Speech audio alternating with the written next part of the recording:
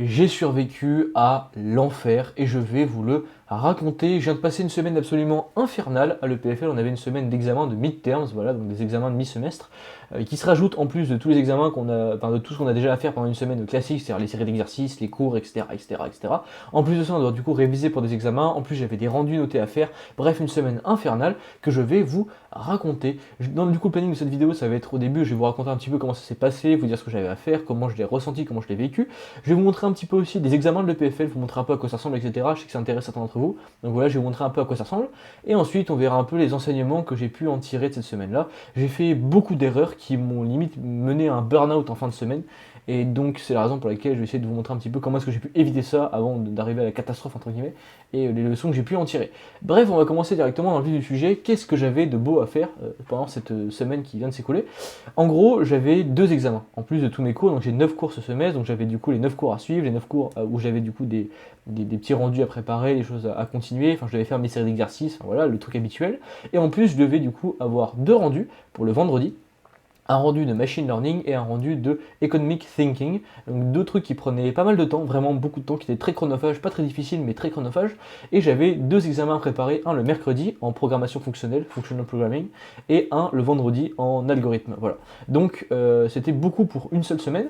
Donc forcément, ça se rajoute déjà à un truc qui est très chargé de base. En gros, pour boucler une semaine correctement, je dois passer 70 à 80 heures pour être large, entre guillemets.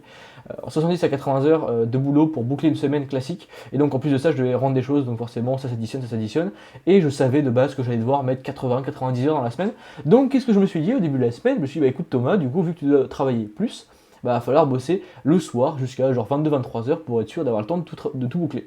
Je me suis dit, ok, je l'avais jamais trop fait comme ça depuis le début de mes études supérieures. Et je me suis dit, ok, on va bosser à fond de 8 heures à en gros 23 heures.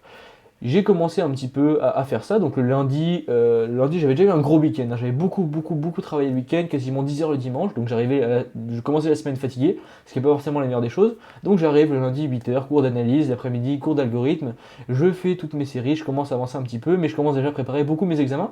Le lundi soir, je me dis ok Thomas, il faut rester sur le campus, il faut travailler encore, donc je recale 3 heures après manger. Et là, vraiment, je vous jure quand je suis sorti de là à 23 heures, j'étais tellement déjà fatigué du week-end, la semaine d'avant, des 8 semaines sans pause qui venaient déjà de s'enchaîner, enfin des 7 semaines sans pause qui s'étaient déjà enchaînées, qu'en fait j'avais limite les jambes qui tremblaient, j'étais fatigué mentalement et physiquement, j'en pouvais déjà plus, et pourtant on n'était que lundi, donc j'avais encore une semaine infernale à surmonter. Donc je me suis dit, bon, ça va être compliqué, mais avec l'adrénaline qui montait grâce aux examens, j'ai réussi à tenir un peu le coup. Néanmoins, j'ai remarqué dès le mardi que j'avais déjà 10 heures de cours le mardi, ce qui est absolument pas incroyable niveau productivité, parce que vous êtes 10 heures à écouter quelqu'un et à rien faire du tout, enfin juste écouter, quoi, donc c'est un peu compliqué, surtout quand on est de base très fatigué. Donc je suis arrivé le mardi matin fatigué, j'ai dû subir les 10 heures de cours, c'était infernal. Après je suis resté travailler quand même, ça s'est mieux passé le mardi, je pense que j'avais vraiment l'adrénaline de l'examen du lendemain.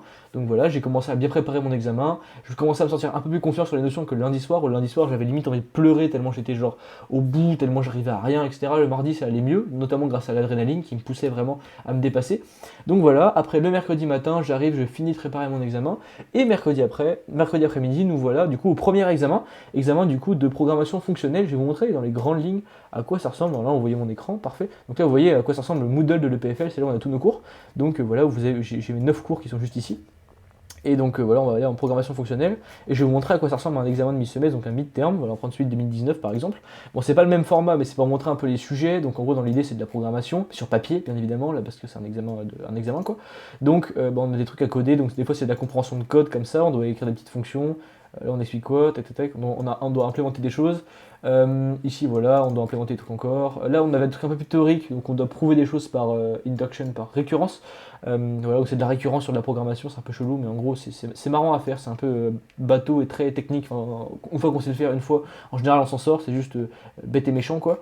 Après, voilà, la même chose. Ici, des trucs un peu plus théoriques, donc sur un peu de la théorie des langages de programmation, donc la variance, covariance, des trucs un peu compliqués. Et voilà, là c'était en gros des trucs à coder, je crois. Ouais, ça doit être des trucs à coder, pareil encore. quoi. Donc voilà, on code sur papier, puis il nous donnait des petites fonctions qu'on pouvait utiliser dans notre code. Donc voilà, on code sur papier, c'est pas forcément super facile parce qu'on n'a pas de quoi débugger, etc. Enfin, quand on oublie un point virgule, c'est pas marqué, quoi, même si c'est pas ça le plus important. Mais en gros, c'est un examen qui pouvait se bachoter. C'est-à-dire qu'à l'EPFL, il y a quand même deux types d'examens. Il y a ceux qui peuvent se bachoter assez facilement, ce qui est le cas de la plupart des examens de première année et de quelques examens de deuxième année. Et il y en a qui ne peuvent pas du tout se bachoter. Et celui-là pouvait vraiment se bachoter. C'était toujours les mêmes exercices en fait, quasiment. Enfin, c'est toujours les mêmes sujets. Donc en fait, on pouvait clairement prédire un peu ce qui allait tomber. Et si on s'entendait correctement, ça se passait bien. Ce qui était mon cas, j'ai eu le temps de bien préparer cet examen, donc ça s'est plutôt bien passé. Maintenant, du coup, j'étais extrêmement fatigué. Genre vraiment, quand je dis j'étais extrêmement fatigué, le mercredi 15h, j'ai eu une redescente d'adrénaline, j'étais mort de chez mort, mais je devais préparer mon examen de vendredi parce que j'avais à peine commencé à le réviser, j'avais un peu relu le cours, mais j'avais encore beaucoup de choses à réviser pour le vendredi, et en plus de ça, je vous rappelle que j'avais 2 rendus à faire, donc j'étais vraiment KO physiquement, donc j'ai bossé, donc on a fini à 15h, 15h30 j'étais en train de travailler, donc 15h30, 18h je bosse, et puis à 18h il y avait une petite conférence sur la cybersécurité, donc je suis allé faire une pause là-bas, j'ai pris 2 heures pour aller suivre ce truc, c'était super intéressant, on a découvert plein de choses, bref, là n'est pas le sujet, mais c'était trop bien, ça a fait une petite pause dans ma semaine, donc ça c'est super cool. Et après, du coup, j'ai renchaîné sur mes révisions. Mercredi soir, j'ai essayé de travailler, j'y arrivais plus. J'étais à un point où plus rien, il n'y avait plus rien qui marchait, il n'y avait plus rien qui rentrait dans la tête. La redescente totale d'adrénaline, c'était un enfer. J'ai pas réussi à dormir correctement. Le jeudi, du coup, j'avais une journée complète où je pouvais réviser. J'ai pu venir sur le campus qu'à 10h parce que je n'arrivais pas à venir avant. Vraiment, mon corps était au bout, mon cerveau était au bout, je n'en pouvais plus. Mais je me forçais quand même à faire toujours plus, toujours plus, toujours plus. Le jeudi, j'ai fait jusqu'à je sais pas quelle heure, jusqu'à 20h. Après, je suis rentré chez moi jusqu'à 23h, j'en pouvais plus, j'étais mort de chez mort. Mais j'ai fait une bonne nuit. Vendredi, voilà, ça m'a sauvé. J'ai fait une nuit parfaite aux petits oignons. J'ai bouclé tous mes rendus le jeudi soir. J'ai à peine eu le temps de réviser mon examen le jeudi soir parce que je devais faire du coup tous mes rendus pour le lendemain. Donc voilà, machine learning, coding thinking. J'ai fait mes rendus. Vendredi, j'arrive. C'était freestyle, voilà. Je savais que l'examen c'était freestyle, j'avais dû réviser au total 5 heures l'examen alors que j'aurais dû en mettre 10 ou 15 pour le préparer correctement. Je vais vous montrer un peu à quoi ça ressemble, un examen d'algo. Alors un examen, algo c'est une matière qui est beaucoup plus... voilà, l'ADN rentre en compte quoi. On va dire qu'il faut avoir des bonnes idées rapidement. Si on veut s'en sortir, c'est compliqué de bachoter l'examen, hein, ça se joue beaucoup plus à la génétique qu'autre chose, hein, vraiment faut avoir l'intuition, on va dire ça comme ça. Donc voilà, un examen en général c'est plusieurs problèmes, voilà, vous avez des questions faciles au début, des questions basic questions pour qu'on puisse gratter des points pour ceux qui veulent juste passer la matière quoi. Et après c'est des exercices où on vous donne un petit problème, on vous dit en gros, on vous donne quelques indices en gros sur comment implémenter la chose, et après on vous donne du coup un input, un output, et vous vous démerdez, vous codez l'algorithme sur le papier, donc voilà. C'est des problèmes qui sont en général assez exotiques, qu'on n'a pas vu avant, c'est fait exprès, c'est pas des choses qui se bachotent, c'est des choses en général qui sont vraiment faites pour qu'on les ait simplement jamais vues. Donc voilà, il faut juste réfléchir, utiliser des bouts de connaissances qu'on a à droite à gauche pour en faire une connexion, une solution élégante à un problème compliqué. Donc voilà en gros comment ça s'est passé. Ça s'est bien passé, c'est-à-dire que l'examen de mercredi ça s'est bien passé, c'était ok, enfin je m'en suis bien sorti. L'examen de vendredi c'était entre ok et bien, pareil. Donc voilà, j'assure toujours le minimum et je pense que je peux aller chercher des bonnes notes, mais ça va rien d'exceptionnel comme à chaque fois pendant les midterms, parce que simplement c'est compliqué d'avoir le temps de réviser correctement. Mais voilà, donc j'ai fait du coup mon truc d'algorithme, et là, alors là, le vendredi soir, je n'ai jamais eu autant de mal à genre juste dormir, alors que en fait j'avais les yeux grands ouverts encore, c'était infernal, je n'arrivais pas à dormir, c'était un truc de fou.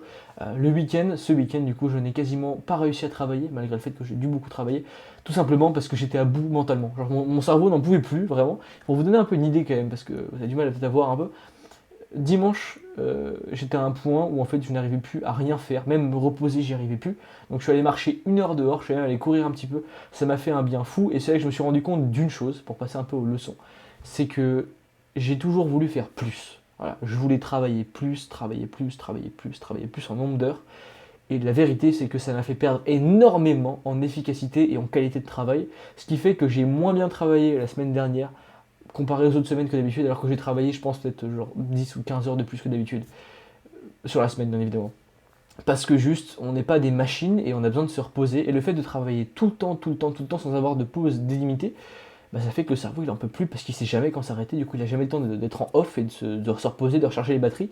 En plus tu commences à mal dormir, tu commences à mal te réveiller, etc. Enfin c'est vraiment un cercle vicieux de fou.